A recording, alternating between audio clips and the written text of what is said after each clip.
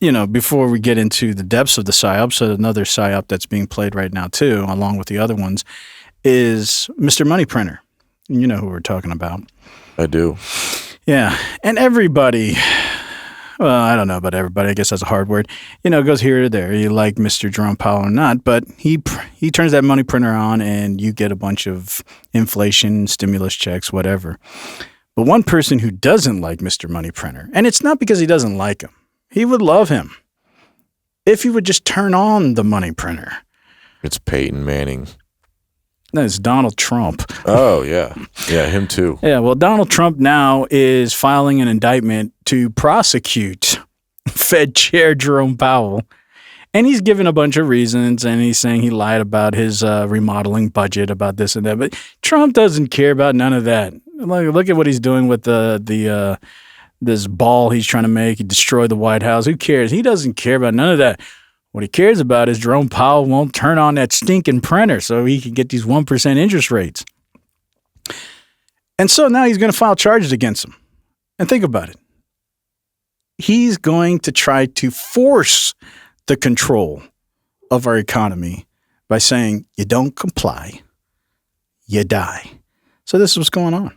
For the most boring but important man in the government, and if he wins, it's game over for your hopes and dreams. Because Fed Chair Jerome Powell revealed in a shocking speech that the DOJ is now investigating it. And the Trump DOJ's supposed justification for this is that it's over testimony that he gave last year about the Fed's $2.5 billion renovation to its headquarters. But Powell says that that's not what's happening. He says he's being threatened with a criminal indictment simply for refusing to cut interest rates to what Trump wants. Oh, wow, the whole reason an independent body gets to do interest rates and not the president is because it turns out that when politicians control the central bank, it's horrible. It leads to hyperinflation and financial crisis because they have a 2-year outlook, right? The midterms, the general, and the Fed, they have decades and century outlooks. And Trump's made it clear when it comes to Powell, he's out for blood. He's repeatedly threatened to fire him, but only Congress has that authority. He's even threatened to sue. He's also tried to fire another board member that he doesn't like, and all the while, even the Supreme Court has maintained the Fed's independence till this point. Meanwhile, the Fed's been fighting to keep prices and the labor market stable amid Trump's tariffs and immigration crackdowns. They've even already lowered the rate from 5.5% to 3.5%, but Trump, he's doing everything he can to claw it down to 1%. So you have many freaked out for a number of reasons, but also some confused because Powell's term is up in May. So you've got many saying it looks like he's doing all this to destabilize the economy for no real gain.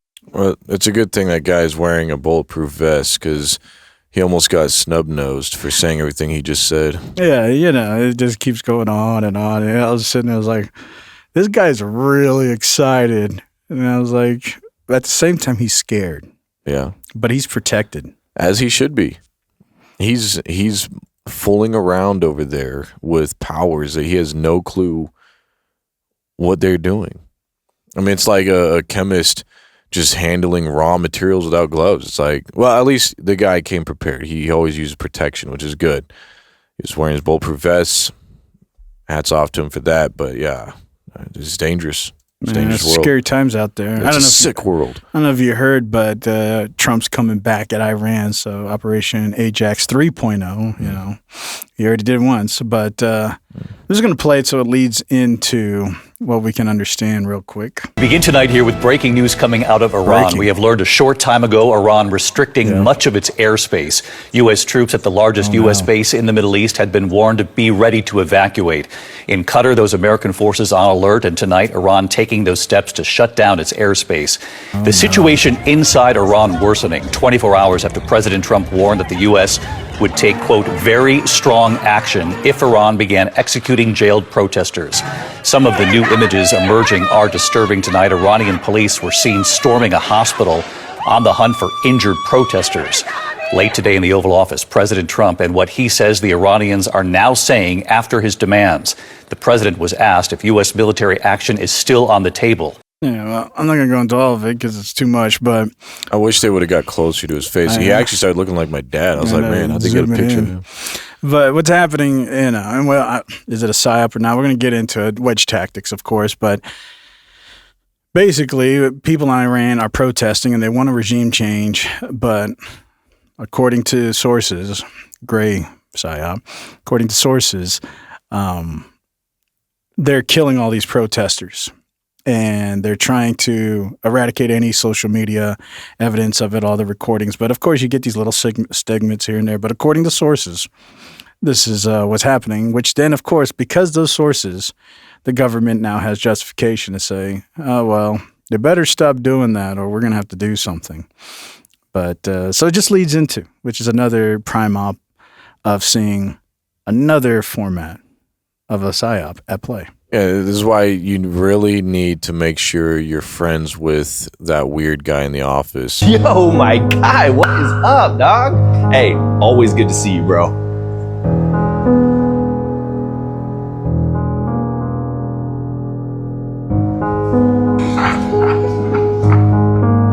I'll let you know, bro, if anything ever went down, I got your back. Yo, my God. That guy ain't just watching his 6, he's watching his 3, his 1, his 12. Yeah, I know. But see, that's why these reporters need to be careful. They shouldn't be fooling with fire. Yeah, but we're going to get into, like we talked before, Operation Mockingbird. You don't know if they're being fed this information as a means of a white PSYOP, a legitimate source. The president has told us this, and so now we're telling you this. But how do you know they're just not fed that? So, but you can't spell fed without the feds. No, that's true. That's absolutely 100%. Like, there's no questioning that's true.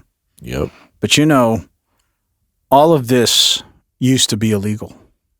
You're talking about like the dying part, like killing people used to be illegal, or you're talking about like invading people and taking their president as a prisoner? Like, yeah, which part? Playing the game of Risk with real life? Well, because all of that is a narrative. It all used to be illegal propaganda. But then we came out with freedom of the press and freedom of speech. Well, there was the Voice of America, but back in 1948, we talked about before the Smith and Mundt Act. They made sure that the Americans wouldn't be able to be propagandized, so it would be able to stop. It would stop. So not by private parties, by any party. Like, you just couldn't have parties like Epstein parties or anything else. Yeah, or Diddy parties. Right. Well, yeah, if you did, it had to be legit. But the government was propagandizing everybody. I mean, they were doing things to us that we didn't even know about. Right. Until 48, they put a law to try to stop it. Now, they legitimately have, of course, co-ops, PSYOPs, and all of it still continues. But they try to push out this law to say it's illegal to use federal funding. That's because they already won. Of course. But that's the year that they won, when Israel became a nation. Yeah, or Brentwood agreements, and shout out to it all, United Nations, right? Yeah, 48 is an interesting one of their oldest codexes were burned right before that. Yeah, it's interesting. They create a PSYOP after they pass a law to stop PSYOPs. But anyway, so it all used to be illegal. And, these PSYOPs were created for the foreigners, for the Soviets, for our enemies. Not for the people in Kansas, not for the people in Ohio. We're not supposed to propagandize them.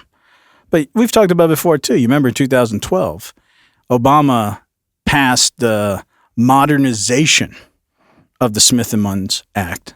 And now it's all back on the table again. Of course, they say it's for transparency. It's always for transparency. So we all can see what everybody's doing. But now it can overlap. And what happens is we get this blowback, this mingling of things, which we'll see what happens when you mingle these things. But, if the government does PSYOPs in another country, like Venezuela or Greenland, and maybe it's exclusive. Let's just give them the benefit of the doubt that they are legitimate. They're not trying to propagandize Americans, but they're trying to propagandize Greenlandians, if that's the phrase. I don't even know if that's the phrase. Greenlandians. Yeah, I don't even know what you'd call them. Yeah, but so let's say he's trying to propagandize them to influence them to have a positive outlook on America so that they will be swayed to allow or want America to take over Greenland, right? And so it's all this propaganda. They're paying the media there in Greenland so that it could be positive. But because of the Modernization Act in 2012, nothing restricts the blowback. So you're scrolling through TikTok. Next thing you know, what stops some of those feeds popping up on your TikTok? Nothing. There used to be a law to say you got to make sure that none of that has an overlap. But now nothing does. So there's some kid in Ohio, and he's scrolling through TikTok and he sees this propaganda feed for Greenlandians, and he buys into it. And he says, you know what? That's right. You know, America really needs that. And then he gets that. He shares it. It goes viral. And now you got a whole subgroup of Americans believing in propaganda that was made for Greenlandians. But now it's getting sucked over to America. Yeah, but usually what happens in Ohio stays in Ohio. Kids from Ohio and people that live in Ohio, they earn their title for, you know, being in Ohio. Now, what was that psyop that happened with the train? Yeah. Yeah, that was a way to that. Honestly, it's probably the chemicals in the air. That's probably what did them in. That's what made them Ohio. So like, you know, like what the Gen Z say, you know, that's straight Ohio. You know, that's that Ohio stuff. Ohio silver. But you believe in the narrative or not, those gray psyops, but it changed the battlefield. The psyops are not on the ground anymore, which we're going to talk about. The ancestry of influence. The boots aren't on the ground anymore. They're in the air. No, it's on your TikTok feed. That's the battlefield. You know, used to you have to deceive the military because the battlefield is on the front lines out there in the real world.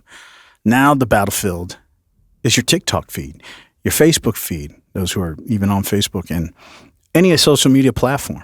Well, I heard that the drill sergeants can't even drill anymore. Like they used to be able to drill kids, and ever since the what's it called, Joseph Biden agreement of 2019, the drill sergeants had to be a lot nicer because they were hurting a lot of the they-thems feelings. And the they-thems even tried to become drill sergeants so they could start drilling little kids too. It doesn't matter. Either way, I don't even know where I was going with that. Oh, you're saying because they used to have to propagandize the military, but now they don't anymore. Yeah, but you know, you're talking about drilling, and that's a whole nother thing. Who doesn't want to drill are the oil companies. Yep, I'm all about fracking. It's actually ironic because, you know, Trump went over to Venezuela. Now we have access to all this oil. He actually said, we're going to control it. And he wants the oil companies to go over there. But the CEO of Exxon just came out and said, that's not feasible. We're not doing it. Because to go over there and start focusing on Venezuelan oil is actually going to counteract the profits of all the investment they have in America. And so it's counterintuitive. And it costs more to refine that because that's what they call dirty oil. It takes a lot more to refine that very rough crude oil. So you think Trump is just a loose cannon? Well, I mean, clearly he wants an objective. But what's he going to do? Is he going to force? Is he going to nationalize all the oil companies? Says, we don't care what you say. You're just going to do it anyway. I guess he could. That's what he wants to do with Greenland. Yeah, but Greenland is a piece of land. The oil companies, that's eternal. That's like it's everywhere. I guess we're going to find out who really has more power. Does the oil companies really control Trump, or does Trump control the oil companies? Or mommy and daddy fighting is just a big guys to get us all on board. You figure egalitarian. Like Home Depot versus Lowe's, which everybody knows they're owned by the same people, but for monopoly purposes, they have to pretend that mommy and daddy are disagreeing and all that stuff. The separation isn't real. Yeah, it's called a wedge tactic. Yeah. Like what my parents did when they separated, they didn't really, but because they wanted to keep the illusion alive and they wanted to keep hope alive, they made it seem like everything was going well. And I feel bad for all those people out there who, when their parents separate, their parents don't even play the illusion. They don't even give the illusion of hope. They just tell them the reality, like, yeah, I hate your mother, or yeah, I hate your father. But my parents, they always said things like they were just so open, and I never really knew what that meant until today. Well, you know, hope is a slippery slope. You can have a hope, but the future of your hope is not what you want, but it's a hope. I guess you can call it a learned helplessness. You've learned something new about your parents, but it didn't help you at all. So you have this false hope. What are you really going to be gaining from it? But we'll get into this this idea of false or learned helplessness. But, as you scroll through everything like we show and everybody shows, and again, media dissemination, it looks like the world has gone crazy. But what's so different? 2025, we can show you all kinds of clips where it looks like the world's gone crazy. 2024, 2023, 2022, 2012, Aztecs, anything, Millennium, 2K. Really, when has the media not propagated the idea that the world is going crazy? We're on the verge of a nuclear war. Where there's weapons of mass destruction. There's always the impediment of doom creeping around the corner.